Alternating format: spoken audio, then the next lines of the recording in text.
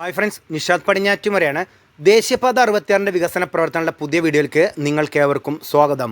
കഴിഞ്ഞ വീഡിയോ നമ്മൾ അവസാനിപ്പിച്ചത് കീഴ്ത്തള്ളിയിലാണ്. അതിനുശേഷം പിന്നീട് മാഹി ബൈപ്പാസിൻ്റെ അപ്ഡേഷൻ നൽകുന്നതുകൊണ്ട് മാത്രമാണ് കുറച്ച് ദിവസം ഒന്ന് വൈകിപ്പോയത് കണ്ണൂർ ബൈപ്പാസിനെ കുറിച്ചുള്ളത്.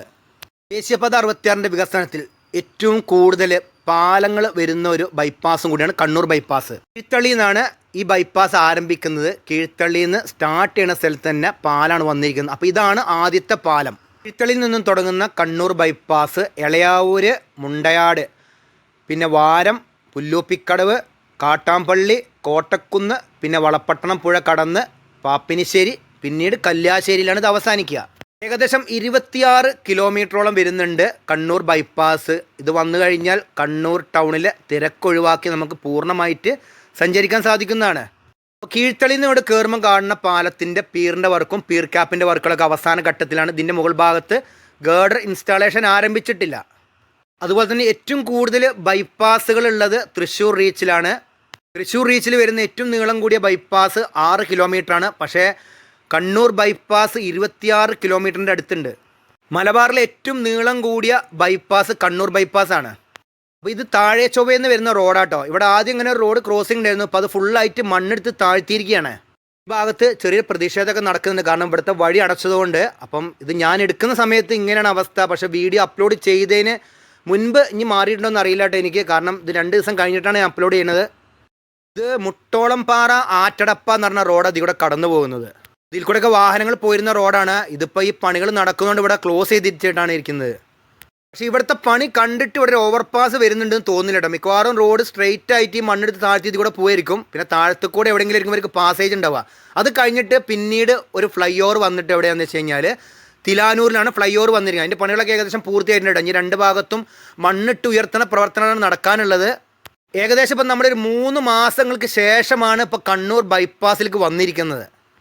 പിന്നെ ഈ പ്രദേശത്തൊന്നും വലിയ മാറ്റമല്ല കേട്ടോ. അന്ന് നമ്മൾ കണ്ട മാതിരി തന്നെ ഫുള്ളായിട്ട് മണ്ണ് ലെവലാക്കി പോയിട്ട് തന്നെ ഉള്ളൂ. ഇവിടെ അതേമാതിരി ഇതിൻ്റെ മുകൾ ഭാഗത്ത് ഇൻസ്റ്റാൾ ചെയ്യാനുള്ള ഗേർഡുകളൊക്കെ പ്രീകാസ്റ്റ് ചെയ്ത് വെച്ചിട്ടുണ്ട്.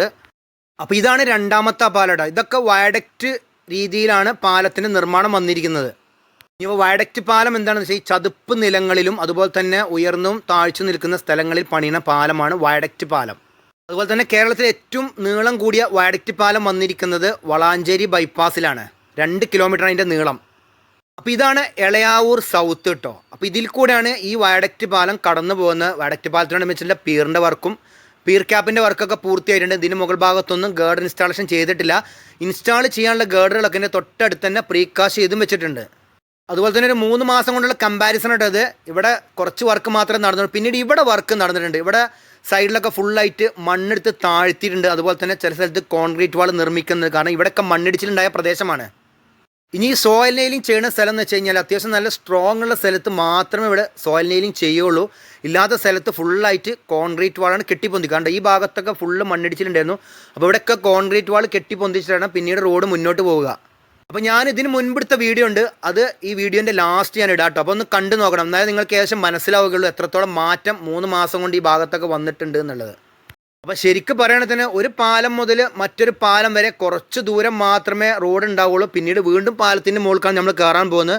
ഇതാണ് 3ാമത്തെ പാലം. കാട്ടുമച്ചാൽ പന്നിക്കുന്ന് റോഡാണ് ഈ കടന്നു പോകുന്നത്. അതിൻ്റെ മുകൾ ഭാഗത്ത് കൂടിയാണ് ഈ 3ാമത്തെ പാലം വന്നിരിക്കുന്നത്. ഇത് അത്യാവശ്യം നല്ല ഹൈറ്റുള്ളൊരു പാലം തന്നെയാണ്. ഇതിൻ്റെ പീറ് നോക്കിയാൽ നിങ്ങൾ, അപ്പോൾ ഈ വയഡക്റ്റ് പാലത്തിൻ്റെ നിർമ്മാണം നിങ്ങൾ ശ്രദ്ധിച്ച് നോക്കി എവിടെയാണ് ഈ പാലം വന്നിരിക്കുന്നതൊക്കെ. കാരണം ഇതൊക്കെ താഴ്ന്ന പ്രദേശമാണ്. ഈ താഴ്ന്ന പ്രദേശത്താണ് ഇപ്പോൾ ഈ പാലത്തിൻ്റെ നിർമ്മാണം നടന്നിരിക്കുന്നത്. ഇവിടെ ഒരു ഭാഗത്ത് പീറിൻ്റെ വർക്കും പീർ ക്യാപ്പിൻ്റെ വർക്കും പൂർത്തിയായിട്ടുണ്ട്. ചില ഭാഗങ്ങളിൽ പീർ ക്യാപ്പിന് വേണ്ടിയിട്ടുള്ള ഷട്ടറിങ് നടന്നുകൊണ്ടിരിക്കുകയാണ്. അതുപോലെ തന്നെ അതിനുള്ള സ്റ്റേജിന് നിർമ്മാണങ്ങൾ നടന്നിരിക്കുന്നു. പിന്നീട് ഈ പാലം വന്ന് കയറുന്ന സ്ഥലം പൂർണ്ണമായിട്ട് മണ്ണിട്ട് ഉയർത്തിയിട്ടുണ്ട് കേട്ടോ. കുറച്ച് ഭാഗം അത് കഴിഞ്ഞിട്ട് പിന്നീട് കണ്ട റോഡ് പോകുന്നത്. ഈ 2 ഭാഗത്തും ഞാൻ കഴിഞ്ഞ ദിവസം വന്ന സമയത്ത് സോയിൽ നെയിലിങ്ങും അതുപോലെ തന്നെ ഷോർട്ട് ക്രീറ്റിൻ്റെയും വർക്ക് നടക്കുമായിരുന്നു. ഏകദേശം പൂർണ്ണമായി കഴിഞ്ഞിരിക്കുന്നു അതൊക്കെ. ഇപ്പം ഞാൻ ആ പാലം വന്ന് കയറുന്ന കോൺക്രീറ്റ് വാളിൻ്റെ മുകൾ ഭാഗത്താട്ടോ. അപ്പോൾ ഇവിടെ നിന്നാണ് ഫുള്ളായിട്ട് കുറച്ച് ഭാഗത്തേക്ക് മണ്ണിട്ട് വന്നിരിക്കുന്നത്. കണ്ട പാലം കടന്നു പോകുന്നത് എങ്ങനെയാണെന്നുള്ളത്. അപ്പോൾ ഇത് നേരെ വന്നിട്ട് പിന്നീട് ഇവിടെയാണ് വന്ന് കയറുക. ഇവിടെയൊക്കെ പിന്നീട് WMൻ്റെ വർക്ക് കഴിഞ്ഞിരിക്കുന്നു. പിന്നെ നമുക്ക് നേരെ അങ്ങോട്ട് പോരാൻ കഴിഞ്ഞിട്ടില്ല. അതുകൊണ്ട് സർവീസ് റോഡ് മുഖാന്തരമാണ് നമ്മൾ കുറച്ച് ഭാഗം ഒന്ന് കവർ ചെയ്ത് വരുന്നത് കേട്ടോ. കഴിഞ്ഞ വർഷം നമുക്ക് ഇതിൻ്റെ താഴത്തു കൂടെ കയറാൻ പറ്റിയെന്ന് കോൺക്രീറ്റ് വാൾ അവിടെ നിർമ്മിച്ചിട്ടുണ്ടായിരുന്നില്ല. ഇപ്പോൾ വർക്ക് നടന്നുകൊണ്ട് നമുക്ക് സർവീസ് റോഡ് മുഖാന്തരം മാത്രമേ നേരെ ഇവിടെ ഒന്ന് കയറാൻ സാധിക്കുകയുള്ളൂ. അപ്പോൾ ഇവിടെയൊക്കെ സർവീസ് റോഡിൻ്റെ പണികൾ പൂർത്തിയായിട്ടുണ്ട്. അതിനോട് ചേർന്നിട്ട് തന്നെ കണ്ടോ ആറി പാനലിൻ്റെ വർക്കാണ് നടന്നിരിക്കുന്നത്. പിന്നീട് ഇവിടുന്ന് കുറച്ച് ഭാഗം ഏകദേശം ഇത് മുണ്ടയാട് എത്തുന്ന ഭാഗം കേട്ടോ, ആ ഭാഗം വരെ ഫുള്ളായിട്ട് ആറി പാനലിൻ്റെ വർക്ക് നടന്നിരിക്കുന്നു. അതുപോലെ തന്നെ മണ്ണിട്ട് ഉയർത്തിയിട്ടും പോയിട്ടുണ്ട്. ഇനിയിപ്പോൾ നമ്മൾ ഇതിൻ്റെ മുകൾ ഭാഗത്ത് കയറാൻ പോകാം കേട്ടോ. അപ്പോൾ അത് നേരെ വന്നിട്ട് ഏകദേശം ഇതാണ് ജേർണലിസ്റ്റ് നഗർ. ഇവിടെ ഒരു അണ്ടർപാസ് വന്നിട്ടുണ്ട്. അപ്പോൾ ഇവിടെയാണ് കണ്ണൂർ ബൈപ്പാസിൽ ആദ്യമായിട്ട് ഗേർഡർ ഇൻസ്റ്റാൾ ചെയ്ത സ്ഥലവും.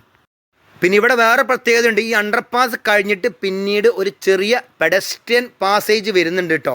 അത് ഞാൻ കാണിച്ചുതരാം നിങ്ങൾക്ക്. കണ്ട ഇതേമാതിരി ഒരു ചെറിയൊരു പെഡസ്ട്രിയൽ പാസേജ് വരുന്നുണ്ട്. ഇതിൽ കൂടെ കാറൊന്നും പോകില്ല, ജനങ്ങൾക്ക് യാത്ര ചെയ്യാൻ, പക്ഷെ അങ്ങോട്ടും ഇങ്ങോട്ടും മറുഭാഗത്തേക്ക് നടക്കാൻ മാത്രമേ സാധിക്കുകയുള്ളൂ. അപ്പോൾ നമ്മൾ നേരത്തെ സർവീസ് റോഡിൻ്റെ മുകൾ ഭാഗത്തു നിന്ന് കണ്ട സ്ഥലമില്ല, അതാണ് ഈ ഭാഗം കേട്ടോ. അപ്പോൾ ഇവിടെയൊക്കെ ഫുള്ളായിട്ട് ടാറിങ്ങിന് മുന്നോടിയായിട്ടുള്ള പ്രവർത്തനങ്ങൾ കഴിഞ്ഞിരിക്കുകയാണ്. അതുപോലെ തന്നെ രണ്ട് ഭാഗത്തുമുള്ള ഫ്രിക്ഷൻ സ്ലാബിൻ്റെ വർക്കും കഴിഞ്ഞിരിക്കുന്നു. അപ്പോൾ ഇവിടെയാണ് അണ്ടർപാസ് വന്നിരിക്കുന്നത് കേട്ടോ. അപ്പോൾ അവിടെ കഴിഞ്ഞിട്ട് നമ്മൾ നേരെ ഇഞ്ഞ് വന്നിരിക്കുന്നത് എങ്ങോട്ടാണെന്ന് വെച്ച് കഴിഞ്ഞാൽ മുണ്ടയാട് ഭാഗത്ത് കേട്ടോ. അപ്പോൾ ഇവിടെ ഇപ്പം ഒരു ഫ്ലൈ ഓവർ ഉണ്ട്. ആ ഫ്ലൈ ഓവറിൻ്റെ മുകൾ ഭാഗത്ത് ഗേർഡർ ഇൻസ്റ്റാളേഷൻ നടന്നുകൊണ്ടിരിക്കുകയാണ്. അപ്പോൾ കുറച്ച് നേരം ഒന്ന് വെയിറ്റ് ചെയ്തു, കുറച്ചൊന്ന് സമയം പിടിക്കുമെന്ന് പറഞ്ഞു ഇതിൻ്റെ മുകൾ ഭാഗത്ത് ഗേർഡർ ഇൻസ്റ്റാളേഷൻ ചെയ്യാൻ വേണ്ടിയിട്ട്. പിന്നെ വേറൊരു കാര്യം എന്ന് വെച്ച് കഴിഞ്ഞാൽ ഏകദേശം ഒരു ഉച്ചയോട് കൂടിയിട്ടാണ് ഇവിടെ എത്തണം. അപ്പോൾ ഇവർക്ക് ലഞ്ച് ബ്രേക്ക് തുടങ്ങാനുമായി. അപ്പോൾ ഇനി ലഞ്ച് ബ്രേക്കിന് ശേഷം ആയിരിക്കും ഇവിടെ ഗേർഡർ ഇൻസ്റ്റാളേഷൻ ഉണ്ടാവുക. അപ്പോൾ അധിക നേരം അവിടെ കാത്തു നിൽക്കാതെ നമ്മൾ നമ്മുടെ യാത്ര വീണ്ടും തുടരുകയാണ്. അപ്പോൾ ഇതാണ് മുണ്ടയാട് വന്ന ഫ്ലൈ ഓവറാണ് നിങ്ങൾ കണ്ടുകൊണ്ടിരിക്കേണ്ടത്. അപ്പോൾ ഇതിൻ്റെ ഒരു ഭാഗത്തുള്ള പിയർ ക്യാപ്പിൻ്റെ മുകൾ ഭാഗത്ത് ഗേർഡർ ഇൻസ്റ്റാളേഷൻ കഴിഞ്ഞിരിക്കുന്നു. കുറച്ച് ഭാഗത്ത് ഇനി നടക്കാനുണ്ട്. മറുഭാഗത്തുള്ള ഫുള്ള് പിയറിൻ്റെ വർക്കും പിയർ ക്യാപ്പിൻ്റെ വർക്കും കഴിഞ്ഞിട്ടുണ്ട്. അതുപോലെ തന്നെ റോഡ് ക്രോസ് ചെയ്യുന്ന ഭാഗത്ത് അവിടെയും ഗേർഡർ ഇൻസ്റ്റാളേഷൻ കഴിഞ്ഞിരിക്കുന്നു കേട്ടോ. പിന്നീട് ഇതിൻ്റെ മറുഭാഗത്താണ് ഇനി മണ്ണിട്ട് ഉയർത്തി വരേണ്ട പ്രദേശം കേട്ടോ. അവിടെയൊക്കെ ഇനി വർക്കുകൾ നടന്നുകൊണ്ടിരിക്കുകയാണ്. കണ്ടോ ആ ഫ്ലൈ ഓവർ കഴിഞ്ഞിട്ട് ഏകദേശം ഇത്രയും ദൂരമാണ് മണ്ണിട്ട് ഉയർത്തി വരേണ്ട പ്രദേശം. അത് കഴിഞ്ഞിട്ട് പിന്നീട് റോഡിൻ്റെ വർക്കുകൾ ആരംഭിച്ചിരിക്കുന്നു. ഈ പ്രദേശത്തൊക്കെ പൂർണ്ണമായിട്ട് WMMൻ്റെ വർക്ക് കഴിഞ്ഞിരിക്കട്ടെ. ഇത് കഴിഞ്ഞ ദിവസം വന്നപ്പോൾ തന്നെ കഴിഞ്ഞതാണ്. പിന്നീട് കാര്യമായിട്ട് വർക്കൊന്നും ഈ ഭാഗത്ത് നിന്ന് പിന്നെ വർക്ക് നടന്നതെന്ന് വെച്ച് കഴിഞ്ഞാൽ ഇവിടെ കുറച്ച് ഭാഗത്ത് ഫ്രിക്ഷൻ സ്ലാബ് വെക്കാണ്ട് അത് ഫുള്ളായിട്ട് വെച്ചിരുന്നു. പിന്നീട് ഇവിടുന്ന് അങ്ങോട്ട് നമുക്ക് പോകാൻ സാധിച്ചിരുന്നില്ല. ഇവിടം വരെ വന്നിട്ട് നമ്മൾ പിന്നീട് താഴത്തൊരു റോഡുണ്ട്, ആ റോഡ് കൂടെയാണ് നമ്മൾ വാരം ഭാഗത്തേക്ക് എത്തിയിരുന്നത് കേട്ടോ. അപ്പോൾ ഇപ്പം ഇവിടെ പൂർണ്ണമായിട്ട് നമുക്ക് താഴത്തേക്ക് പോകാൻ സാധിക്കുന്നുണ്ട്. ഇവിടെ വർക്കുകൾ നടന്നുകൊണ്ടിരിക്കുകയാണ്. അപ്പോൾ മുണ്ടയാട് ഫ്ലൈ ഓവർ കഴിഞ്ഞിട്ട് പിന്നീട് ഒരു അണ്ടർപാസ് വന്നിരിക്കുന്നത് വാരത്താണ്. അണ്ടർപാസിനോടനുബന്ധിച്ചുള്ള ഒരു ഭാഗത്തുള്ള കാസ്റ്റിംഗ് പൂർണ്ണമായി കഴിഞ്ഞിരിക്കുന്നു. മറുഭാഗത്തുള്ള സൈഡിലുള്ള കോൺക്രീറ്റ് വാളിൻ്റെ ഷട്ടറിങ് കഴിഞ്ഞിരിക്കുന്നു. ഇനി സ്റ്റീൽ ബൈൻഡിങ്ങും അതുപോലെ തന്നെ ആ ഭാഗത്തുള്ള കാസ്റ്റിങ്ങാണ് നടക്കാനുള്ളത്. കഴിഞ്ഞിട്ട് പിന്നീട് ഇവിടെയൊക്കെ വലിയ കുന്നിരുന്നുണ്ട്. ഈ കുന്നൊക്കെ ഫുള്ളായിട്ട് മണ്ണെടുത്ത് താഴ്ത്തിയിട്ടാണ് ഇപ്പോൾ റോഡ് നിർമ്മിച്ചിരിക്കുന്നത്. അതുപോലെ തന്നെ രണ്ട് ഭാഗത്തും സോയിൽ നെയിലിംഗ് കഴിഞ്ഞിരിക്കുന്നു. കഴിഞ്ഞ ഭാഗത്ത് ഷോർട്ട് ക്രീറ്റിൻ്റെ വർക്കും നടന്നിരിക്കുന്നു. ഇനി കുറച്ച് ഭാഗത്ത് കൂടി നടക്കാനുണ്ട്. പിന്നെ വേറൊരു കാര്യം പറയാൻ പറഞ്ഞത്, നമ്മൾ ഇപ്രാവശ്യം കീഴ്ത്തളിയും തുടങ്ങിയിട്ട് പാപ്പിനിശ്ശേരി വരെ പോകുന്നുള്ളൂ കേട്ടോ. പിന്നീട് ഇവിടുന്ന് കാര്യമായിട്ട് വർക്ക് നടന്നു എന്ന് പറയാൻ മാത്രമില്ല. കഴിഞ്ഞ പ്രാവശ്യം വന്നപ്പോൾ ഏകദേശം ഇതേമാതിരി തന്നെയായിരുന്നു. ഇവിടെ ഫുള്ളായിട്ട് സോയിൽ ഇങ്ങനെ കമ്പാക്ട് ചെയ്ത് നിൽക്കുമായിരുന്നു. പിന്നെ അതുപോലെ തന്നെ ഡ്രൈനേജിൻ്റെ വർക്ക് ക്രോസ് ആയിട്ട് നടന്നിരിക്കുന്നു. പിന്നെ ഇവിടെയൊക്കെ മണ്ണിട്ട് ലെവലാക്കിയത് എങ്ങനെയാണെന്ന് നിങ്ങൾക്ക് പറഞ്ഞു. ഇവിടെ ഒരു മലേഷ്യൻ ടെക്നോളജി ഉപയോഗിച്ചിട്ടാണ് ഈ ഭാഗത്തൊക്കെ ഫുള്ളായിട്ട് മണ്ണ് ഇങ്ങനെ കമ്പാക്ട് ചെയ്ത് നിർത്തിയിരിക്കുന്നത്. ഇവിടെയൊക്കെ ചതുപ്പ് നിലയായിരുന്നു കേട്ടോ. ഇതെങ്ങനെ ചെയ്തതെന്ന് വെച്ച് കഴിഞ്ഞാൽ പ്രീ ഫാബ്രിക്കേറ്റഡ് വെർട്ടിക്കൽ ഡ്രെയിൻ എന്ന് പറഞ്ഞൊരു ടെക്നോളജി ഉണ്ട്. ആ ടെക്നോളജി മുഖാന്തരമാണ് ഇവിടെ ഫുള്ളായിട്ട് ഇപ്പം മണ്ണ് ഈ ലെവലിൽ നിൽക്കുന്നത്. അതിന് ഒരു സ്റ്റിച്ചിങ് ടൈപ്പാണത്. അപ്പോൾ ഇതിനെക്കുറിച്ച് ഞാൻ സെപ്പറേറ്റ് ആയിട്ട് ഒരു വീഡിയോ ചെയ്തിട്ടുണ്ട്.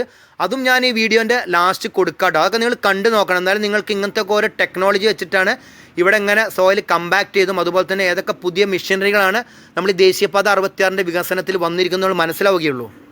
ഇവിടെ നിന്നാണ് കണ്ടൽക്കാടുകൾ തുടങ്ങുന്നത്. അപ്പോൾ ഈ കണ്ണൂർ ബൈപ്പാസിന് വേറൊരു പ്രത്യേകത എന്ന് വെച്ച് കഴിഞ്ഞാൽ ഈ കണ്ടൽക്കാടുകൾ സംരക്ഷിച്ചിട്ടാണ് ഈ കണ്ണൂർ ബൈപ്പാസിന് നിർമ്മാണം നടന്നിരിക്കുന്നത്. അതാണ് ഏറ്റവും കൂടുതൽ പാലങ്ങൾ ഈ ഭാഗത്ത് വരാൻ കാരണം. ഇവിടുന്ന് മുന്നോട്ട് പോകുമ്പോൾ നിങ്ങൾക്ക് മനസ്സിലാവും എങ്ങനെയാണ് ഇതിൻ്റെ സംഭവങ്ങൾ എന്നുള്ളത്, എങ്ങനെയാണ് ഈ പാലം ഇവിടെ വരാൻ കാരണം എന്നൊക്കെ. അപ്പോൾ ഇതിൻ്റെ രണ്ട് ഭാഗത്തും കണ്ടൽക്കാടുകൾ അതുപോലെ തന്നെ ചതുപ്പ് നിലങ്ങളൊക്കെ ആയിരുന്നു. അപ്പോൾ ഇനി നമ്മൾ കാണാൻ പോകുന്നത് 4ാമത്തെ പാലമാണ്. അപ്പോൾ പാലത്തിനോടനുബന്ധിച്ച് ഈ ഭാഗത്തൊക്കെ മണ്ണിട്ട് ഉയർത്തി വരേണ്ട പ്രദേശം കേട്ടോ. അപ്പോൾ ഇവിടെയൊക്കെ ഫുള്ളായിട്ട് സോയിൽ കമ്പാക്ട് ചെയ്തിരിക്കുകയാണെന്ന് വെച്ചാൽ ഈ സ്റ്റിച്ചിങ് കഴിഞ്ഞിട്ട് എന്ന് വെച്ചാൽ പ്രീ ഫാബ്രിക്കേറ്റഡ് വെർട്ടിക്കൽ ഡ്രെയിൻ കഴിഞ്ഞിട്ട് പിന്നീട് ജിയോ ടെക്സ്റ്റൈലൊക്കെ വിരിച്ചിട്ടാണ് മണ്ണ് ഈ ലെവലിൽ ഇവിടെ ഇപ്പോൾ നിർത്തുന്നത്. സാധാരണ എല്ലാ സ്ഥലത്തും കണ്ട മാതിരിയുള്ള പാലത്തിൻ്റെ നിർമ്മാണമല്ല ഇവിടെ നടന്നിരിക്കുന്നത്. ഈ പാലത്തിൻ്റെ പിയർ ക്യാപ്പ് നിങ്ങൾ നോക്കിയേ, വ്യത്യാസമില്ല. സാധാരണ നമ്മൾ കാണുന്ന പിയർ ക്യാപ്പ് മാതിരിയല്ല പിയർ ക്യാപ്പ് വന്നത്. ഇത് ഒരു റെക്റ്റാങ്കിൾ ടൈപ്പിലാണ് പിയർ ക്യാപ്പ് വന്നിരിക്കുന്നത്. പിന്നെ അതുകൂടാതെ ഇത് വലിയ ഹൈറ്റുള്ള പാലമൊന്നുമല്ല. ഈ രണ്ട് ഭാഗത്തും വെള്ളം കെട്ടി നിർത്തിയിരിക്കുന്നത് എങ്ങനെയാണെന്ന് വെച്ച് കഴിഞ്ഞാൽ കോക്കനട്ട് പൈലിംഗ് ഉപയോഗിച്ചിട്ടാണ് വെള്ളം കെട്ടി നിർത്തിയിട്ട് ഇവിടെയൊക്കെ മണ്ണ് ലെവലാക്കിയിരിക്കുന്നത്. ഇപ്പോൾ ഈ അടുത്ത് മാഹി ബൈപ്പാസിന് ഉദ്ഘാടനം കണ്ടില്ല, അതിൽ ഏകദേശം 4ഓളം പാലങ്ങളാണ് വന്നിരിക്കുന്നത്. അപ്പോൾ അതിൻ്റെ നിർമ്മാണമൊന്നും നമുക്ക് കാണാൻ സാധിച്ചിട്ടില്ല. അപ്പോൾ അത് ഏകദേശം വർക്കുകൾ കഴിഞ്ഞതിന് ശേഷമാണ് നമ്മൾ ഈ മേഖലയിലേക്ക് എത്തിയിരിക്കുന്നത്. അപ്പോൾ ഇവിടെ ഇപ്പം പുല്ലൂപ്പിക്കടവിൽ ഈ ഭാഗത്ത് വന്ന പാലത്തിൻ്റെ മുകൾ ഭാഗത്ത്, ഇതൊരു വയഡക്റ്റ് പാലമാണ്, ഇതിൻ്റെ മുകൾ ഭാഗത്ത് ഗേർഡർ ഇൻസ്റ്റാളേഷൻ നടന്നുകൊണ്ടിരിക്കുകയാണ്. അപ്പോൾ ഇത് രണ്ടാമത്തെ സ്ഥലത്താണ് ഇപ്പോൾ നമ്മൾ ഗേർഡർ ഇൻസ്റ്റാളേഷൻ കാണുന്നത് കേട്ടോ. ഒന്ന് മുണ്ടയാട് വന്ന ഫ്ലൈ ഓവറിൻ്റെ അവിടെയും, അതുപോലെ തന്നെ ഇപ്പോൾ പുല്ലൂപ്പിക്കടവ് ഭാഗത്ത് വന്ന വയഡക്റ്റ് പാലത്തിൻ്റെ മുകൾ ഭാഗത്താണ് ഗേർഡർ ഇൻസ്റ്റാളേഷൻ്റെ വർക്കുകൾ നടന്നുകൊണ്ടിരിക്കുന്നത്. ഇപ്പോൾ അതിൻ്റെ സ്റ്റാർട്ടിംഗ് ഭാഗങ്ങളിൽ ഏകദേശം 5ഓളം ഗേർഡറുകൾ ഇൻസ്റ്റാൾ ചെയ്ത് കഴിഞ്ഞിരിക്കുന്നു. അപ്പോൾ അതിൻ്റെ വർക്കുകൾ പുരോഗമിച്ചുകൊണ്ടിരിക്കുകയാണ്. പിന്നീട് പാലത്തിൻ്റെ പണികൾ കഴിഞ്ഞാൽ ഇതിൻ്റെ താഴത്തുള്ള മണ്ണൊക്കെ ഫുള്ളായിട്ട് മാറ്റുന്നതായിരിക്കും. മാഹി ബൈപ്പാസിലുള്ള പാലത്തിൻ്റെ നിർമ്മാണങ്ങളൊക്കെ ഇങ്ങനെ നടന്നതെന്നാണ് പറഞ്ഞിരിക്കുന്നത്. പിന്നീട് അത് ഫുള്ളായിട്ട് മാറ്റി വെള്ളത്തിൻ്റെ ഒഴുക്ക് കറക്റ്റായിട്ട് പോകുന്നുണ്ട്. ഇപ്പോൾ അവിടെയൊക്കെ മാറ്റങ്ങളുണ്ട്. 3 മാസങ്ങൾക്ക് ശേഷം വന്ന സമയത്ത് പല സ്ഥലത്തും കണ്ണൂർ ബൈപ്പാസിൽ വളരെയധികം മാറ്റം സംഭവിച്ചിരിക്കുന്നു.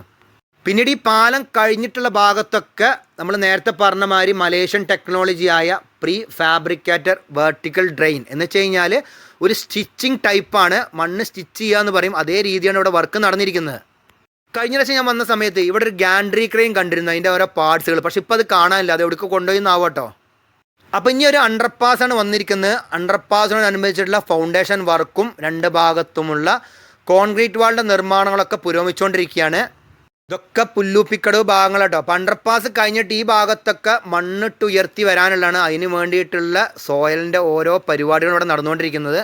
പിന്നെ ഇവിടെയൊക്കെ റോഡിന് കുറുകെയുള്ള കൾവേറിൻ്റെ നിർമ്മാണം നടന്നിരിക്കുന്നു. അതിൻ്റെ മുകൾ ഭാഗത്തൂടെ അപ്പോൾ മണ്ണിട്ട് ലെവലാക്കി പോയിരിക്കുന്ന പ്രദേശം കേട്ടോ. പിന്നെ വേറൊരു കാര്യം എന്ന് വെച്ച് കഴിഞ്ഞാൽ, നമ്മൾ സത്യം പറഞ്ഞാൽ രാത്രി സമയത്തൊക്കെ ഇനി റോഡ് പണി കഴിഞ്ഞിട്ട് ഇത് തുറന്നു കൊടുത്ത് ഈ ഭാഗത്തു കൂടെ വരുമ്പോൾ സ്ട്രീറ്റ് ലൈറ്റ് ഇല്ല എന്നുണ്ടെങ്കിൽ വളരെയധികം ബുദ്ധിമുട്ടാണ്. കാരണം അത്രയും വിജനമായ പ്രദേശത്തു കൂടെയാണ് ഈ കണ്ണൂർ ബൈപ്പാസ് കടന്നു പോകുന്നത്.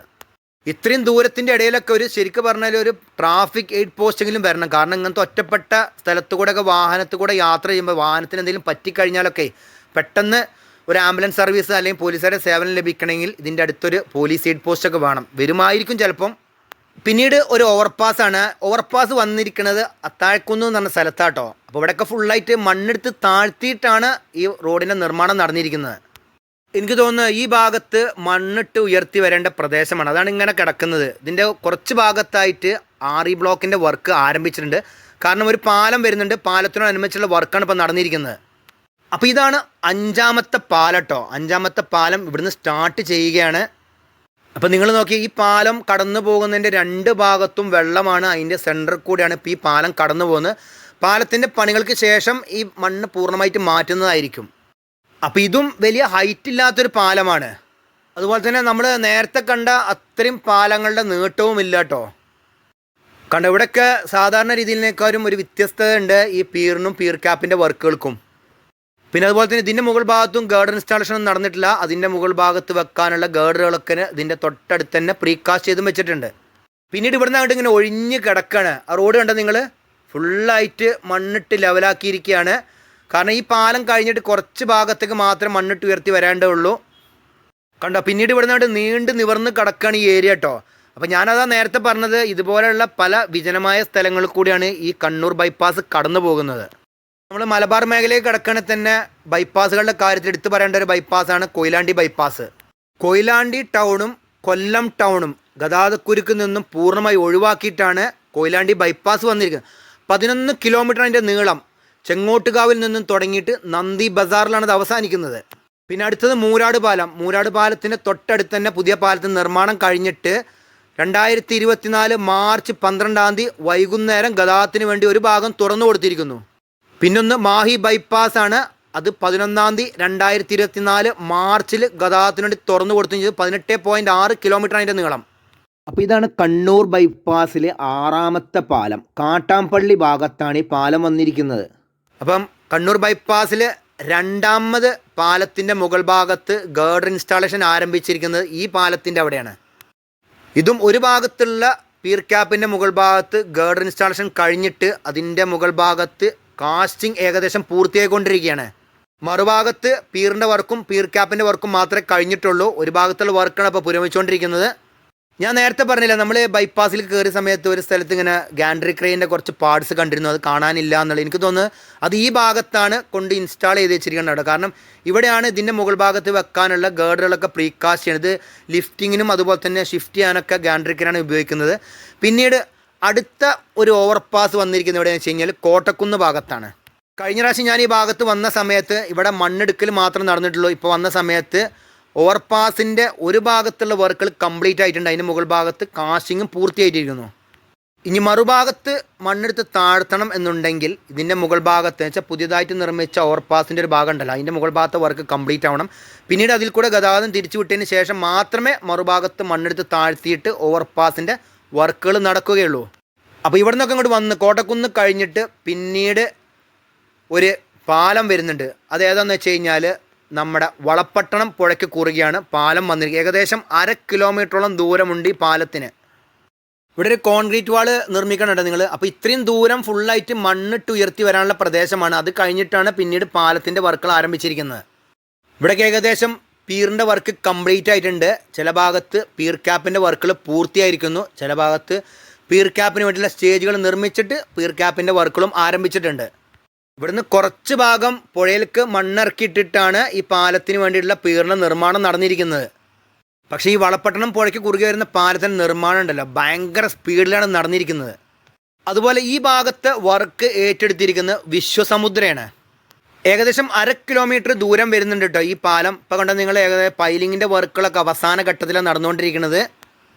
ഇവിടെയൊക്കെ ബാർജ് പൈലിംഗ് കഴിഞ്ഞിട്ട് പൈൽ ലൈനർ ഇറക്കിയിട്ടുണ്ട്, അതിനുള്ളിൽ പൈൽ കേജും ഇറക്കിയിട്ടുണ്ട്. എന്നിട്ട് അതിനുള്ളിലേക്ക് കോൺക്രീറ്റ് ചെയ്തുകൊണ്ടിരിക്കട്ടെ, അതിന് വേണ്ടിയിട്ടുള്ള പൈപ്പാണ് ഇതിലൊക്കെ പോയിരിക്കുന്നത് കേട്ടോ. കാരണം നിങ്ങൾ ഫുള്ളായിട്ട് അവിടെ വർക്കുകൾ നടന്നുകൊണ്ടിരിക്കുകയാണ്. ഭയങ്കര സ്പീഡിലാണ് ഈ ഭാഗത്തുള്ള വർക്കുകൾ നടന്നിരിക്കുന്നത്. എന്തായാലും ഭയങ്കരമായ മാറ്റമാണ് വളപ്പട്ടണം പുഴയ്ക്ക് കുറുകെ വരുന്ന പാലത്തിനോടനുബന്ധിച്ച് നടന്നിരിക്കുന്നത്.